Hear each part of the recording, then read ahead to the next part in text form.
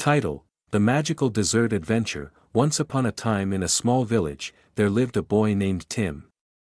Tim loved sweets more than anything else in the world. His eyes would light up at the sight of candies, cookies, and cakes.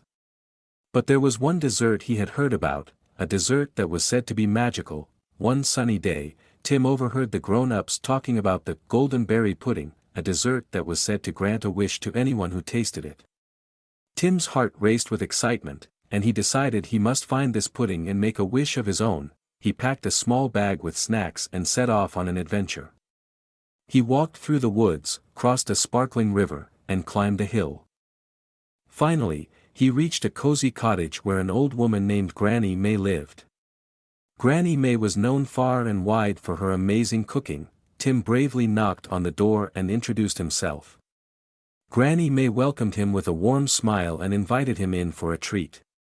She served him a slice of pie that was so delicious, Tim felt like he was floating on a cloud. After enjoying the pie, Tim gathered his courage and asked, "Have you ever heard of the golden berry pudding?"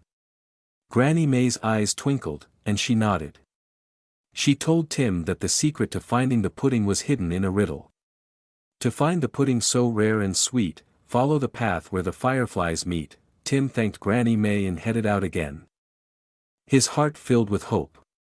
He followed a path into a meadow, and as the sun set, he saw fireflies dancing in the air. Excitedly, he followed their twinkling lights deeper into the meadow. At the heart of the meadow, Tim discovered a magical tree with golden berries hanging from its branches. He carefully picked a handful of berries and returned to Granny May's cottage.